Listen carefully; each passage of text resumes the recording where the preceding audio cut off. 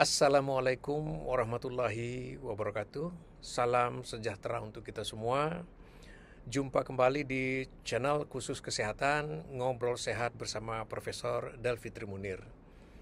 Pada episode kali ini kita akan membahas bagaimana penanggulangan bayi yang baru lahir tetapi dalam keadaan tuli bisu. Kita akan mulai dari deteksi dini, kemudian sampai penanggulangan, sampai kepada operasi.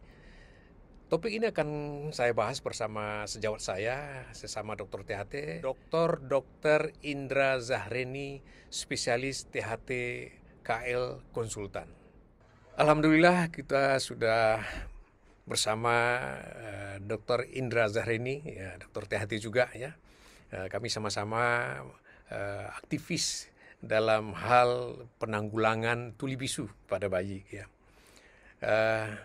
Para penonton sekalian, ada 6.500 bayi tuli lahir di Indonesia setiap tahun. Makanya sekolah-sekolah luar biasa tidak pernah sepi. Ini mungkin tantangan bagi kami dokter THT bagaimana ini menekan ya supaya angka tuli bisu ini berkurang. Salah satunya tentu dengan deteksi dini dan penanggulangannya secara benar. Tentu sebelum kita bicara mengenai deteksi dini, mungkin kita perlu membahas sedikit, Dr. Indra, apa-apa faktor penyebab ya dari tuli bisu bayi baru lahir. Silakan, Dr. Indra. Ya, berdasarkan JCI tahun 1997, banyak faktor penyebab tuli kongenital. Faktor genetik, faktor infeksi virus TORS, ototoksik, hiperbilirubinemia, kemudian bayi baru lahir di bawah 1.500, kemudian penggunaan ventilasi di atas 5 hari, dan lain-lain itu bisa menyebabkan tuli kongenital. Ya, hal inilah yang perlu kita kita cari informasi ya mengenai proses kelahiran bayi ini ya. Nah, selama kehamilan ya, terutama tadi infeksi ya. Ada infeksi TORS yang sering itu, Dr. Indra ya. Ya, benar, Ya, TORS itu apa, Dr. Indra? Toxoplasma cytomegaloherpes simplex, Prof. Ya, jadi terutama toksoplasma ini Ya, ada rubella satu, Prof. rubella ya. Rubella, Ini ya. banyak di di kucing, di kotoran kucing sebetulnya ya. Ya. Ya, tentu kucing-kucing liar gitu ya. Kucing yang memakan makanan mentah, karena di makanan mentah itu terbawa kuman toksoplasmanya gitu ya. Tetapi kalau kucing peliharaan yang memang kita kasih makan khusus yang masak, ya ini aman-aman aja, nggak apa-apa. Jadi jangan takut juga memelihara kucing ya. Baik, Dr. Indra, ini setelah kita deteksi bayi baru lahir ya dari puskesmas misalnya, dari bidan ternyata memang ada gangguan, dirujuklah ke puskesmas dan ke rumah sakit kabupaten. Apa yang dilakukan di rumah sakit kabupaten, Dr. Indra? Ya, jadi kita ada dua. Yang pertama adalah kasus targeting hearing screening ya, yang pasien-pasien yang melahirkan di rumah sakit sebelum pulang kita lakukan pemeriksaan OAE, baik itu persalinan normal maupun yang persalinan yang dilakukan seperti seksio dan lain-lain. Jadi kita lakukan screening pasien-pasien di NICU. Nah, yang kedua memang kita menerima rujukan dari puskesmas atau langsung dari masyarakat langsung ke rumah sakit. Yang pertama memang kita pastikan dulu apakah memang ada gangguan pendengaran melalui pemeriksaan dengan menggunakan alat OAE. Sebenarnya ada tambahan lagi timpanometri. Nah, kemudian kita lakukan. Kemudian kita tidak menyebutkan bahwa misalnya ada dua, Ripper dan PAS. Tapi pada kasus-kasus Ripper kita tidak menyebutkan dulu tuli kongenital, karena ini juga berdampak psikologis, apalagi pemeriksaan OAE bukan standar baku untuk pemeriksaan tuli kongenital.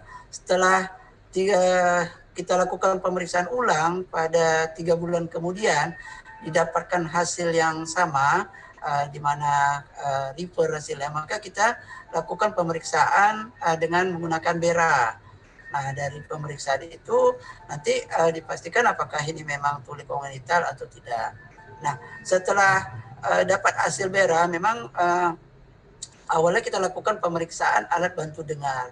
Nah, yang jadi kendala memang alat bantu dengar yang diberi bantuan itu memang tidak memenuhi standar ya, oleh karena memang kalau untuk bayi baru lahir itu biasa rata-rata kan gangguan pendengarannya sangat berat. Jadi kalau yang diberi bantuan yang gratis memang kadang-kala tidak begitu bermanfaat, sehingga memang ada beberapa pasien memang membeli sendiri.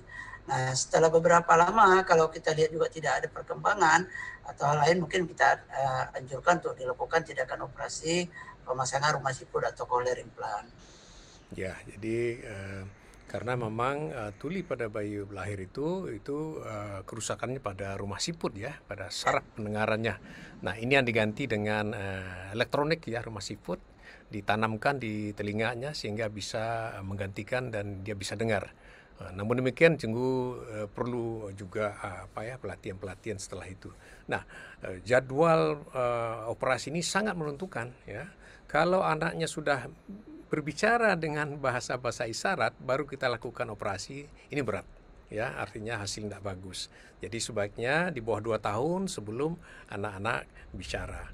Jadi sehingga pas waktu dia mulai bicara, dia sudah siap mendengar, sehingga ini bisa seperti orang normal.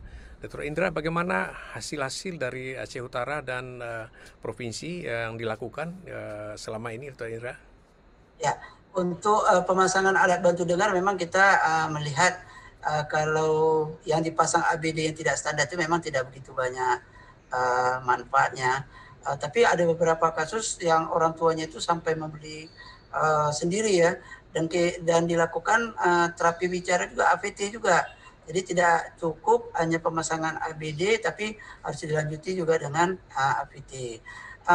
Beberapa kasus kita lihat bagus ya, hasilnya tidak terlalu ketertinggalan kali dibanding usia sebayanya.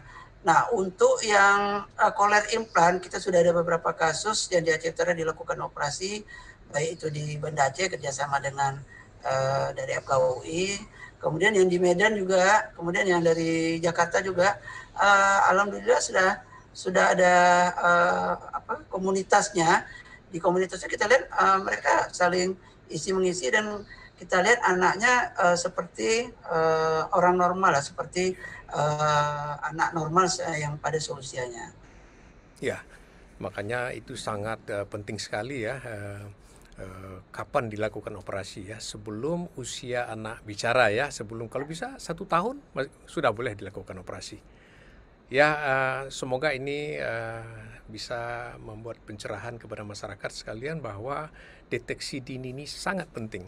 Karena bisa saja sebagian itu masih bisa dibantu dengan alat bantu dengar gitu.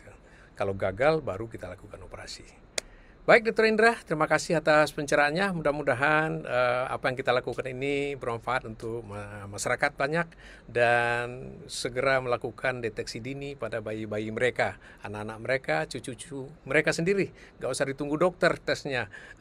Ibunya sendiri, kakeknya sendiri bisa melakukan tesnya, sehingga kita bisa memastikan bayi kita ini normal apa tidak.